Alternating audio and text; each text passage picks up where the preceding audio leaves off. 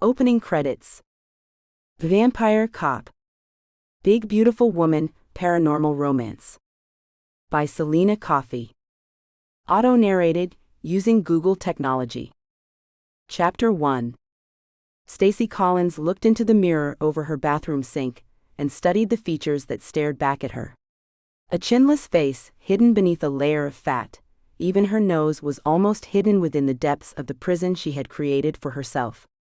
Overweight, out of shape, her doctor had told her only a few hours ago that if she didn't do something soon, she would be dead within a year. Beneath the fat, she knew a pretty face was hiding. However, her warm brown eyes were drowning within folds of flesh, the fat so thick that her eyes were almost swollen shut. Hers was a face that had seen abuse and pain, a face that wanted to hide from the world and not be noticed anymore. At 28, her only relationships with men had been much regretted one-night stands. They were usually regretted by the men, once they woke up and saw what they had drunkenly fallen into bed with. Usually they couldn't get out of the door fast enough. Stacy hid in her home.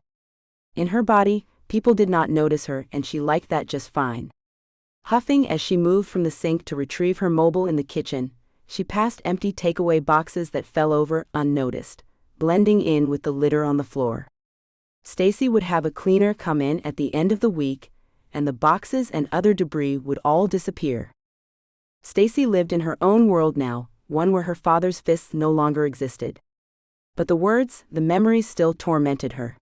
The man had been dead for 3 years, yet she still remembered the ugly sting of the things he'd scream at her, unleashing his anger at her runaway mother on the daughter left behind. He'd been right after all. She had amounted to nothing and she was no good, just like her mother. Picking up the mobile, she called to order more food. The one thing that took the pain away, the pleasure of happy taste buds, made her forget it all, only to be told the delivery driver hadn't come in to work, so she'd have to pick the food up herself. Stacy stood in her kitchen, considering whether it was worth half a mile of walking to pick up her favorite pizzas. It would be tough, but her doctor did tell her to start watching what she ate and to exercise. Stacy justified the consumption of 2 extra-large pizzas by telling herself that she was going to burn it all off with the walk. Yes, the walk would do her some good, burn off a few calories before she replaced them. She ignored the logic that said she was just putting it straight back into her body and wasting her time. She struggled to the living room to get her coat and handbag. Heading down to the shop, she ignored the calls of 3 boys making pig noises at her. Stacy had stopped hearing the insults others threw at her long ago and continued to trundle through in her own little world. Her breath pumped out in tight little bursts. She was already worn out but needed to feed the hunger within her, the urge to lose herself in her addiction. She went into the shop, paid for her pizzas and walked back out again, oblivious to the stares of the man in the shop or that the young boys in hooded sweatshirts had followed her into the store and back out again. She ignored their hurtful words, but stopped when she felt something hit her in the back. She let out a yelp of pain and turned around to see what had happened. "Look at the piggy squeal. Oink oink, squeal piggy squeal." One of the boys shouted at her, releasing another rock, this one hitting her in her forehead. "Hey Lardarce. Give us those pizzas, they'll feed all 3 of us instead of just your salad-dodging ass, look at you. This could be your last meal, you're so fat. Hand it over. In fact, give us your handbag too, you cow." The boys lunged at her, tearing the pizza boxes from her hands and attempting to grab her handbag as well, but she wouldn't let go of it. Just as the strap broke and she fell backwards, a policeman on a motorcycle sped up, causing the boys to run off, throwing the boxes of pizza at her as they ran away. At least she could still have her food, she thought, as the policeman ran to help her up. She got up awkwardly, the fat on her body making it too difficult just to stand up. She had to roll over to her knees and push herself off of the ground. Surely that could be considered a press-up, she thought, as she finally staggered to her feet. Turning to the cop, brushing her curly dark brown hair out of her eyes, she started to thank the man for coming to her aid. She could see why the boys ran now. The boys' fear wasn't simply a manifestation of seeing a policeman, it was the man's face. A feral demon snarl twisted a pair of lips that had gone black, Red eyes surrounded yellow pupils full of hate, and between the black lips, 2 long fangs protruded, lethal and sharp prongs that curved out of his mouth. Then the face quickly changed, making her wonder if she'd actually seen or simply imagined the beast she'd first glimpsed. Pale blue eyes replaced the yellow and red instantly. The teeth were white and model straight, and the skin went back to a tan shade that spoke of tropical beaches or a good bottle of tanning spray. Stacy was so shocked she stumbled again, falling back on her bum once more. At least she had some cushion, she thought, as she looked up at the man, his blonde hair gleaming in the streetlight. What had she just seen, she wondered to herself. Perhaps she was losing the plot. "May I help you up, miss?" the man asked. His voice was deep and husky, a lilt that could not be defined edging into the words he spoke. He wasn't British, but she wasn't sure where he was from. No thank you. I can manage." She went through the process again. Press up number 2, she thought as her arms trembled, the weight almost too much. She struggled and she expected cruel laughter to meet her efforts, or a pitying sigh. People did not like to help the overweight, they saw it as a form of enabling. The policeman did neither, letting Stacy pull herself up under her own steam. Then he handed her the pizza boxes she dropped again when she fell back down. "May I see you home, miss? I believe I know those boys, and I'll be visiting their parents in the morning." "Never fear, they won't be bothering you again." He followed her. She waddled back up to her house. Stacy didn't even realize she'd started to walk. She was just eager to get back home so she could drown her latest humiliation in the cheesy pizzas, in the taste and gentle burn of jalapeno peppers. The man's words penetrated, but she continued to ignore him as she stomped back to her home, turning at the door to thank and dismiss him. She only wanted to eat. She didn't care about punishments or justice, only getting food in her mouth and into her stomach. That was all that mattered. She'd learned long ago that men did not look at her with any kind of real interest, so it never even entered her mind to consider how handsome the man was, or that he was more kind than many police officers she'd come across before. She just wanted to block the world out again. She went to shut the door, but his hand on the door stopped her movement. "Miss? Are you all right?" He knew she wasn't. He could hear her thoughts, the sporadic words that played through her mind at least. The sounds coming from her mind, the deep screams of pain that he knew she was hiding even from herself tormented him. He wanted to ease the pain, to take it away. He looked at her and did not see the weight. He saw the beauty of the child hidden deep within, and the pain that had locked that child in a prison. He knew she was unaware. Her conscious mind was simply blank, but deep below that churned colors, emotions, and a caged soul that wanted to be free, but was desperately longing for oblivion. She wanted to die, he knew. He wasn't going to allow it. Taking her hand, he looked deep into her eyes, letting love flow from his fingertips to hers. In all of his years, he'd never met anyone like her. He wanted to know more about her. He wanted to help her. Gasping, she pulled her fingers away, looking at him with a mixture of fear and curiosity. Finally, she spoke her first words to him, her breathing quick and labored. "Who are you? What are you?" "I will tell you tomorrow, if you'll allow me to take you to dinner. I'll explain it all to you." "Dinner tomorrow? With me? Are you crazy?" She was confused, unsure what he was playing at. People did not like watching fat people eat after all. Why would he want to take her out? "I'd like to get to know you, check on you, and make sure you're all right if nothing else." "That was quite a fall you took. May I come back then? Will you go out with me?"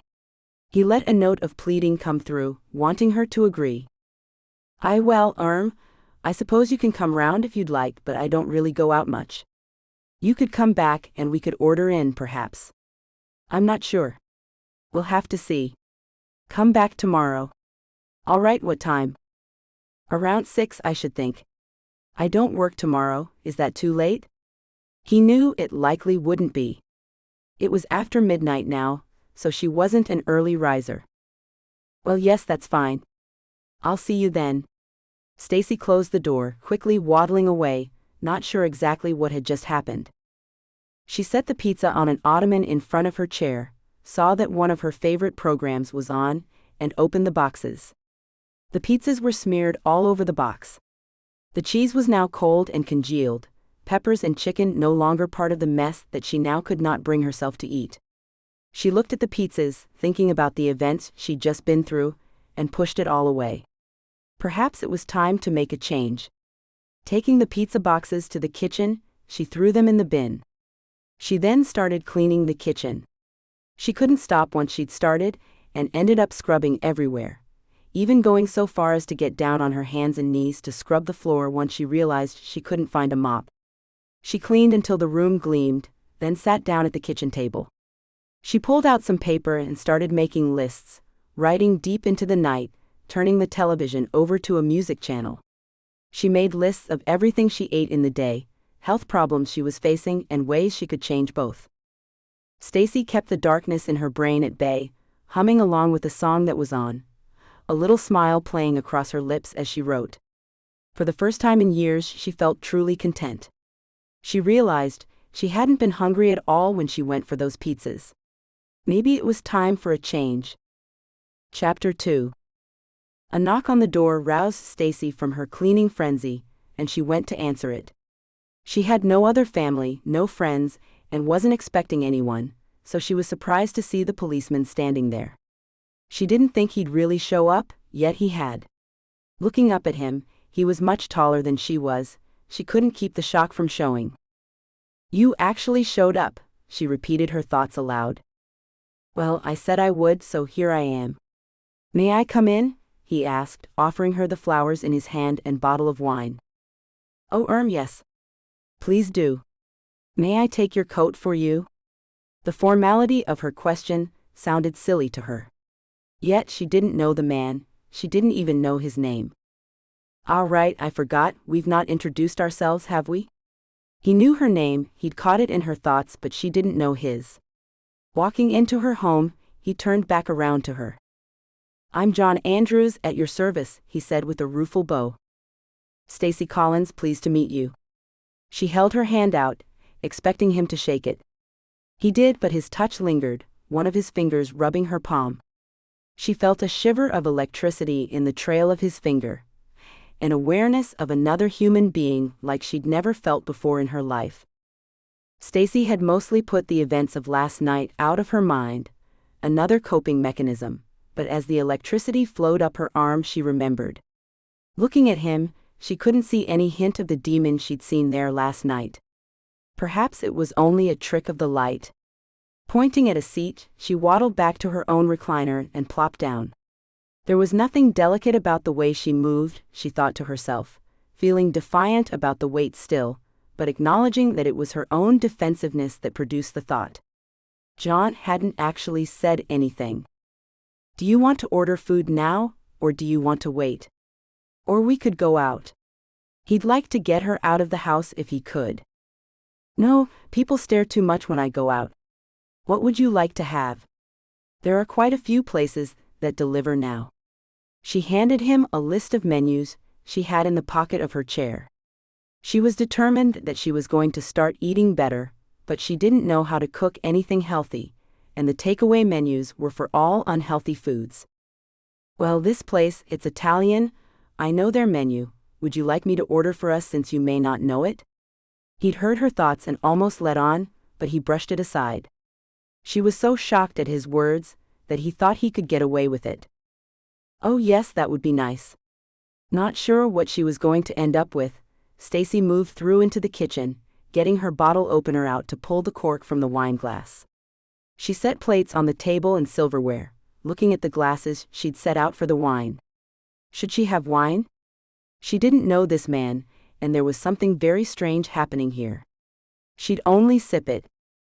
"That's the door, shall I get it?" John called through. "Yes please, if you wouldn't mind." She walked in to hand him some money, but he'd already paid the fellow and sent him on his way. "Thank you," she said, looking up with a smile. As she spread the food out, she saw a lot of vegetarian options, all healthy salads and fresh food. It looked incredibly edible. She directed John to a chair and took her own, taking a sip of wine. Taking a bite of one of the salads, her eyes closed, her hand going to her mouth as the taste exploded. "Oh my," she said once she cleared the food, "that is delicious. I hoped you'd like it. Takeaway doesn't have to be unhealthy." He ventured into dangerous waters, treading lightly, hoping not to offend but to inform. "You'll have to tell me what all of these are called. I love this." She settled down to eating, watching as he ate his own. He seemed to enjoy his food as well, so she didn't feel like he was eating something special to keep her from feeling left out. "Here, try this one." He used a spoon she'd placed beside his plate to hand her carrots coated with balsamic vinegar, with cilantro and fresh garlic. She hadn't put any on her plate, unsure what it was. Her eyes closed again, actually enjoying the taste. Food had been her crutch for so long, but nothing she'd eaten over the last few years had tasted like this. "That is gorgeous," she said, adding some to her own plate. "I'm glad you're enjoying it." He smiled, going back to his own food. She watched him eating, wondering what the game was. What he wanted from her. He made her feel strange, almost happy, simply with his presence, and that made her feel unsafe. People always wanted something from you, from her, she thought, and usually the thing they wanted meant she'd end up hurt or broken. She hadn't had an easy life, especially when she started getting benefits. People could be so cruel, not understanding that their cruelty only made it worse. She didn't run out and become productive and happy just because they called her a fat cow and told her to stop feeling sorry for herself and get a job. That didn't work well at all. Taking her hand across the table, John looked at her, gazing into her brown eyes with his blue ones. "I don't want anything you don't want to give, Stacy. I just want to be a friend. That's all I ask for. I don't have a lot of friends of my own, the hours I keep prevent it. Maybe we could be friends? You could change your hours though. I'm stuck like this for a while. This is what my life is." She gazed down at their hands, hers swollen from fluid, fat, and the stress of activity that she wasn't accustomed to. She found herself disgusting, she knew he had to as well. For a moment, as she ate and enjoyed the company, she'd forgotten what she looked like. "Stacy, you have to stop worrying about what I think. You have to do what's best for you. I'm here for you, not for what you look like. Besides, I'm far from perfect. Are you ready to hear the explanation for last night now, or would you like another glass of wine?" "Is it that bad?" she asked, feeling trepidation tighten her throat. "Well, it's not your average tale, no. Whether it's bad or not, is up to you. But I want to be honest with you from the start, so you know what you're getting into. You see, I have my own addictions, my own problems that make me an outcast." Taking a deep breath, he looked at Stacy, staring at her neck, urging the feeling to make his fangs come out. Stacy watched, mesmerized and unable to look away as his fangs ejected from his gums. That was the only word she could think of to describe it. They ejected from his gums. The action scared her so much, she almost broke the chair trying to scoot back. "What the hell? What are those?" she screeched. "Stacy, look in my eyes, I'm still John Andrews, do you hear me? Don't run, please." He pleaded with her. "What are you?" She punctuated each word with a thump on the table. "I'm a vampire." He hung his head, waiting on the screams. Instead, Stacy started to laugh, deep in her belly. "A vampire?" "A vampire," he says. "Oh, okay, where's the camera? More jokes on the fat chick, eh? This is some kind of trick, isn't it? You aren't even pale." "No, I use a self-tanner to hide my paleness. Here, give me your hand." She gave it to him, and he put her finger in his mouth. "Feel that? They're my gums. They're real. Now feel this." He placed her hand over his, censored, where his heart should be pumping blood. She felt nothing, only a coldness that she hadn't noticed before. She clenched her hand in his shirt, stunned. She watched his, censored, but so no inhalations or exhalations. Only a stillness that was unnerving. She looked into his eyes as they slowly started to turn black. He blinked and it was all gone, as though it had only been an illusion. Nothing showed through. She pushed his lips back open and felt along his gums. She could feel there a protrusion where his teeth had retracted back. Stacy stared, speechless. "Oh my," and then she slumped in her chair. John caught her before she fell, his preternatural strength aiding him, as he lifted her and took her to a sofa, depositing her there. Stacy, he tapped her cheeks, seeing the flesh there ripple as he tapped her. Wake up, come on now. You're panicking me. Wake up. Her eyes fluttered, a damsel in distress, but the one causing the distress was also the hero. What the hell, she thought, I am so messed up. I think I believe this stuff. Looking up at him, she wondered what else he could do. I can fly. I'm over 500 years old. I was originally born in a part of the world now called Germany. I'm rich. There's a ton of things I can tell you if you just give me a chance. You're rich? She asked, completely oblivious to him answer a question she'd never verbalized. But you're a copper. I do that because I like giving back to the world. I have more money than I can use, but I have no friends to spend it on or with. I like helping others anyway. I've done a lot of bad in my life. I'm trying to pay that back now. But you were eating food earlier. Her censored tripped over the words, but she managed to get them out. I can eat normal food, get drunk, but I get no nourishment from it. It's a habit. I can even breathe if I want to. I just choose not to. It's an affectation to please humans, and most don't notice that I don't breathe anyway. Do you kill? To feed? Does it make more vampires when you do? I used to kill when I fed. I had no control. I barely do now, but I've learned. And no, it doesn't produce another vampire when I feed. It's not a virus or bacteria that can be transmitted. It takes a special ceremony, a special process to produce a vampire. None of this stuff about a bite, and that's it. I was made by a female in the 1500s that wanted a protege. I had no family, no prospects. I agreed. She's gone her way since, and I've gone mine. I left the lifestyle surrounding it, and I've tried to hide what I am, but I want to give back now.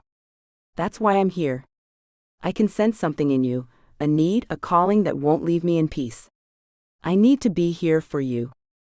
I don't need anyone. People only bring you pain. I'm not people, Stacy. I'm a vampire, not human. Certainly not people, my dear. That may be, but you want something. Whether you admit it or not, you want something from me. It's what happens. Stacy, how about we become friends first, then worry about anything else that may come later? You're ready to change your life. I'm ready to change mine. Let's change each other's lives? How about that? What's your addiction? Tell me that first. She sat up on the sofa, not breathing well, lying on her back. Blood? I have harmed several of my donors, the people that my maker sends to me to feed me. She set it up long ago, they still come. I've not killed anyone in 50 years, but sometimes it's very hard to stop. I also can't stop. By now, I shouldn't need to feed as often as I do. Maybe once a year, but I need it at least once a week still, sometimes several times a week. I shouldn't still be dependent like that. I'm addicted to it. Do you want to feed from me? Do you think I'd have more blood so you could feed for longer? Is that it? No, I don't want to feed from you. I want to only be your friend. I'd like to have conversations with you, help you and see you. That's all. I don't ask for anything more than that. All right, well, I guess we can give it a try. I have a late appointment with my doctor tomorrow, but you can come back if you'd like. You can show me more healthy foods to eat. I'm going to discuss with the doctor how best to start losing weight. I think it's time to come out of my shell. I'll be here for you, whatever you need, anytime, day or night. Well, not so much day. I can come out, but I have to cover up. It can be difficult in the summer, but the rest of the time, I'm available. I don't sleep ever, so feel free to call me as well. All right. I'd like that then. Thank you. They spent the rest of the evening watching quiz shows, her favorite kind of programs, and laughing about how awfully the contestants performed on most of the shows. He thought she should go on one, but her look of "Are you stupid?" stopped that train of thought. He left her smiling and happy, even almost hopeful about the future.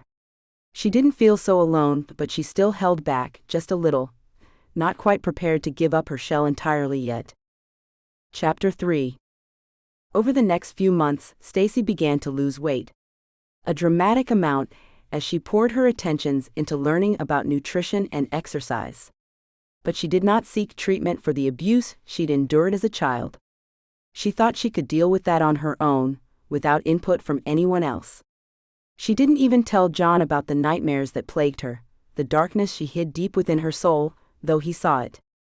She cleaned out all of the junk food, seeking healthy alternatives to the sweets and carbohydrates she'd filled her life with. As she lost weight, John took her to London and Manchester to buy new clothes. He didn't care that she needed new clothes almost every month. He wanted to mark each milestone for her. He was going to take her to Paris when she lost 10 stone. That was their deal. She did the work, he rewarded her. She felt better, she could breathe, and she wasn't waddling anymore. Even her sleep improved as the sleep apnea that had plagued her for years disappeared with the weight. She gained a new confidence as her face and limbs emerged from layers of weight and fluid. Lesions that had marred her skin healed, and she learned that she enjoyed the endorphins exercise brought her much more than the sugar high of chocolate cake. Everything about her life was improving, and she felt true happiness for the first time in her life. She changed her clothing style as she changed on the inside, replacing black tents for shape-fitting, colorful pastels, not wanting to blend into the background anymore. John encouraged her to go out into the world, enjoying her tales of joining a gym, and how she fell the first time she got on a treadmill but then got right back on it. She told him about the book club she'd joined, and how she had laughed about their vampire book obsession. If they'd only known, she told him, with a conspiratorial wink. They spent their evenings, when he wasn't at work, exploring the area around them. Even in the dark, the moors were a treat to explore. They found restaurants with healthy menus, and Stacy learned to appreciate food for what it was, nourishment and fun, but not a replacement for love. They fell in love with each other, with the way they changed each other. John could see the darkness leaving Stacy, a lightness coming into her soul, shedding light on all of the recesses, the things she'd hidden. He felt delighted when she got out an easel and bought painting supplies, painting pictures of the moors at night that were almost lifelike. She painted one of him as well, draped across a couch with a throw across his midsection, nude everywhere else. She studied the lines of his body, noticing that he apparently covered himself entirely with the self-tanner, because she saw no pale sections at all on his body. Her eyes studied him critically, seeing not an ounce of fat, only muscles and hard lines. He was beautiful in every way, and she wanted to please him the same way. "That's not what I want from you, Stacy. I want you happy. If that means you stop now, never lose another pound, that's fine with me. You know that." "You're reading my mind again, John.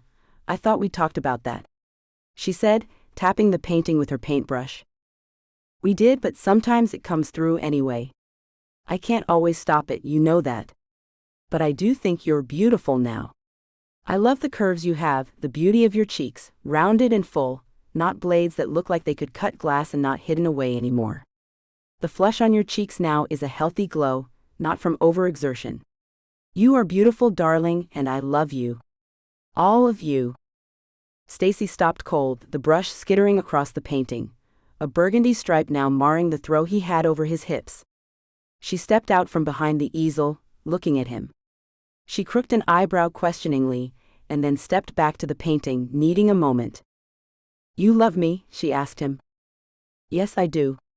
I love you deeply, completely, wholly." "No, you can't. We've done all of these things to change me, and yet you still go home every evening to drink from someone else, to fill a need you can't control." "We can work on me later. I have an eternity to sort my own issues. Come here, please, let me touch you. I love your skin, it just glows with health now." Moving to sit beside John, because she could do things like that now she was slimmer, she reached over him, taking his hand to place it against her cheek. She loved him as well, but she still held back, still too afraid. Her father had told her no man would ever love her, that she was too useless. The words stung now, even though they were only a memory. She'd believed the words then, and though she knew she was what she made herself to be, she believed them as they replayed in her mind now. Turning away from him, she heard the song playing, a song of loss and love, and wondered how long before the words proved true for her as well. A tear slid past her eyelids, now highlighted with makeup that brought out their beauty, a tear she tried to hold back. She quickly brushed it away, wanting to hide the tears from John. He touched her face, turning the visage he adored above all other to face him. She opened her eyes, trying to blink the tears away. She didn't want him to see the weakness she still tried to hide. She had allowed the little girl out of the darkness, but sometimes she still reveled in the shadows. John pulled her face down to his, slowly, wanting to let her pull away if she chose to. He had not attempted to censored her before. He'd only wanted her friendship. He'd promised and so had waited, hoping she would come to him. He was tired of waiting though. He wanted to taste the sweet plump lips that beckoned to him with every word she spoke. He'd had fantasies about her lips, fantasies he could not get out of his head. As she closed the distance, he felt a thrill radiate from his center, casting warmth throughout his body. He hadn't felt warm in centuries. She'd brought him that feeling. A fire burned through him as her lips touched his, feeling her confidence grow as his censored played over hers. His hand cupped her face, caressing her cheek with smooth, strong fingers. The thought came clear to him, his fingers elsewhere, everywhere on her as she writhed in pleasure. He smiled as he realized they were her thoughts, not his own. This scene has been censored to provide a safe and enjoyable reading experience for everyone. The doctor says I should live a much healthier, longer life now, darling. What great news. He still wants me to keep exercising, but my heart is much healthier now than it ever has been. I've lost 200 pounds in the last year, and I'm a wonder to him. Oh, John, I could not have done any of this without you. A year had passed them by, a few months since they'd first made love, and Stacy was healthier than she'd ever been. She glowed even more now, confidence filling her face as she bravely went out to work each evening, choosing to work evenings the same as John did so they could spend time together. She was working with the hospital, training in nursing during the day, working whatever job they'd give her at night.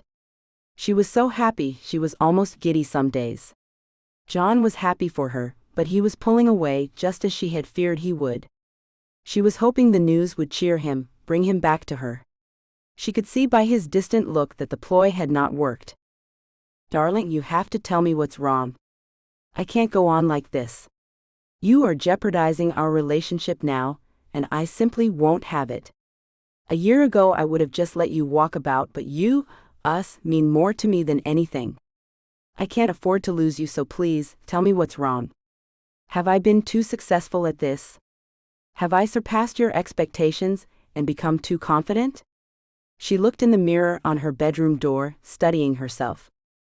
Stacy saw that where there used to be a face drowning in a sea of fat, there were now features, a pert cute nose, expressive eyes, and a mouth John loved sliding his censored into.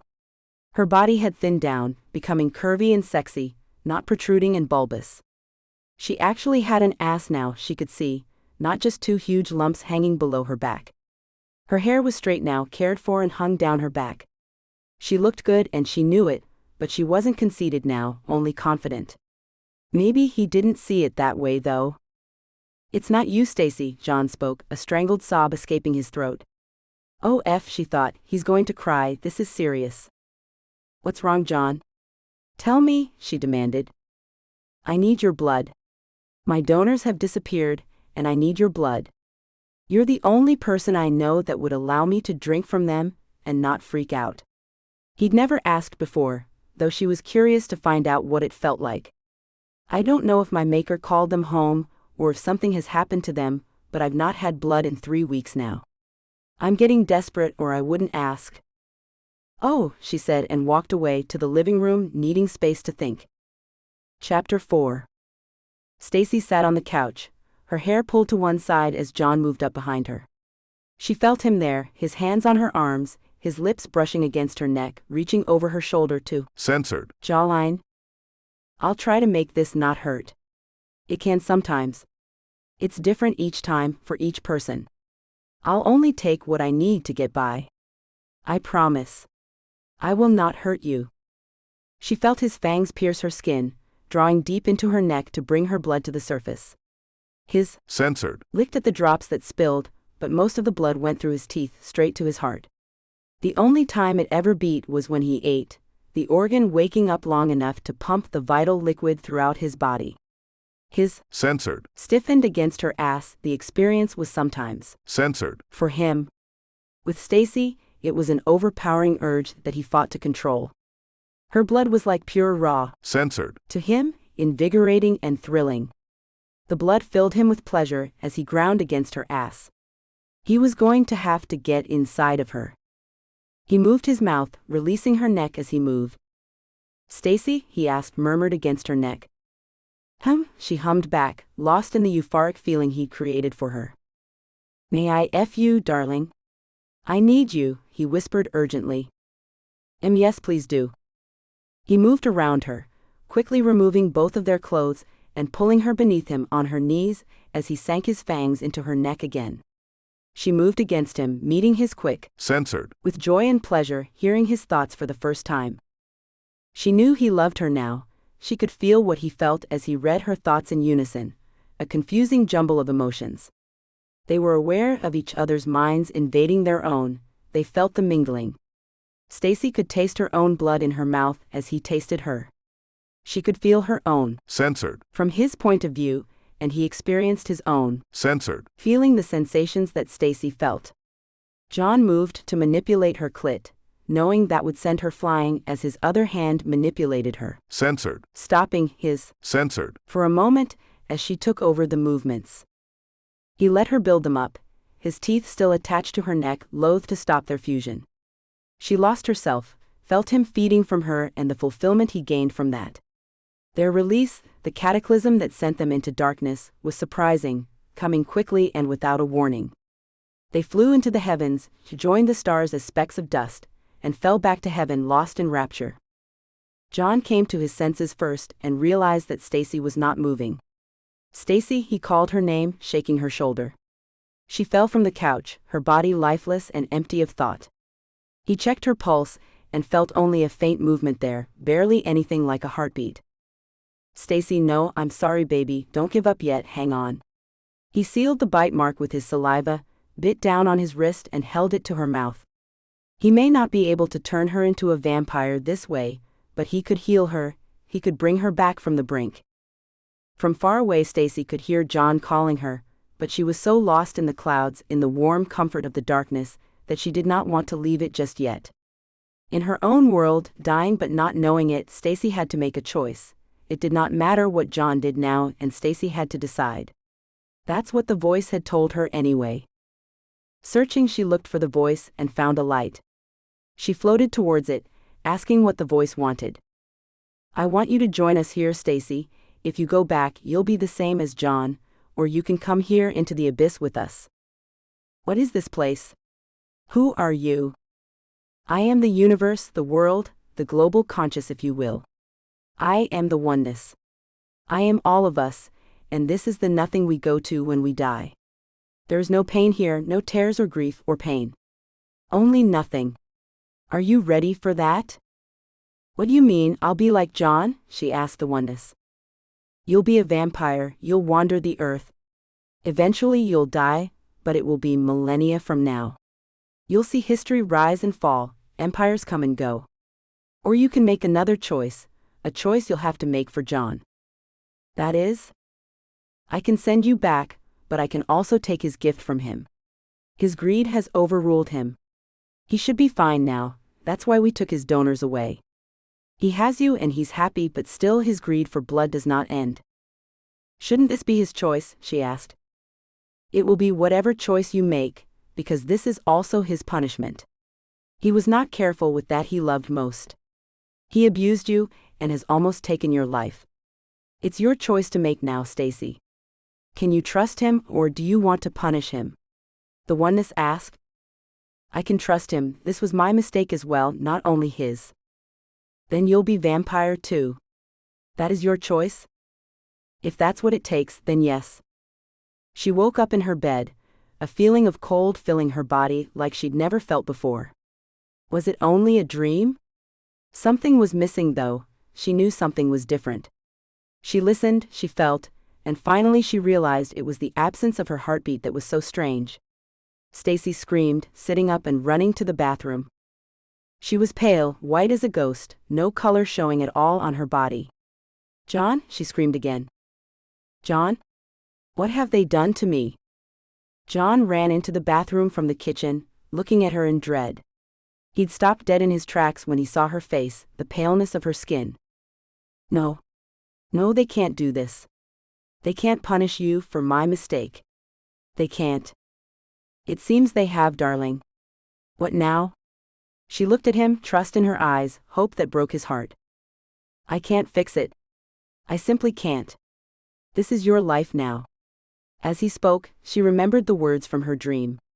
The words she'd spoken. She did not blame him, but knew she had to tell him. "This is your punishment, John. You nearly killed me. You have to control your urges, darling. You have to stop your greed for blood. You simply have to." "But I can't, I need it. I physically need it." "You needed food emotionally, it filled a hole for you. This is a deep craving, something I can't rid myself of. I am weak, powerless to control it. I simply need it." John sank to the floor, miserable and lost now. He suspected he'd also lost Stacy, now that the oneness had decided to punish her. Yet again, she was taking the brunt of someone else's problem, not her own. "But you are my problem, John. You became a part of me the day we met. We took each other then, stronger than any marriage or vows. We love each other and cannot break away from each other. You've had your answer all along, your cure, but you've chosen to ignore it. I feel you, but you've become so dependent on the blood you've forgotten you don't really need it anymore. Your need is purely psychological now. I thought I needed all that food. Dismiss it if you like. I felt the same cravings for food as you do for blood. I was killing myself, but I thought I'd die without it. Look at me, darling. Look at me." Stacy insisted. John looked up, tears streaming from his eyes. "I love you," she spoke. "We are in this together. Now look into my head." He truly felt it then. Where he'd felt a fleeting notion of pain and hurt, he now also felt the full sum of her despair. The hurt she'd felt throughout her childhood, the hurt of her adulthood every time a man used her. He felt her shame, her degradation and utter loneliness. He felt the way food had filled, soothed and hid it all away from her awareness. He truly understood where he thought he knew before. He'd known, but he hadn't realized the full impact of it all. If she can do it, he thought, so could he. He felt the cravings she'd felt, still felt sometimes, and the hurt of pushing those urges down. Swallowing them. He also felt how he'd healed her and made her whole again. His own selfishness had almost snuffed out this new bright flame of hope. He saw where he'd gone wrong now. He'd been so focused on her, so determined that his problem would remain unsolved, that he'd been blind to his own problem and answer. He had to swallow it, learn to not need the blood. His body no longer needed it to live. Like food and breathing, he'd only come to use it as a crutch, a lifeline to a life he no longer lived. A light filled the room, a form appearing in front of the both of them. The oneness appeared, only a form, no real features present in the light. "That's it, John. You found it finally, your answer to the question you didn't even realize you'd had. How do you end it? You simply stop wanting it." "How though? How do I stop wanting it?" John asked, taking Stacy into his arms. Looking at her, her face beautiful in the light, he knew. He just had to make that decision. He did that, taking a deep breath he knew he may not need but still wanted. Like the blood. He no longer needed it, the urge left him as he breathed out. He felt a calm enter his body then, a peace he'd never known before filling him with joy. "I shall leave you now. I'll return in a year, you can give me a decision then. Do you want to stay this way, or do you want to return to humanity?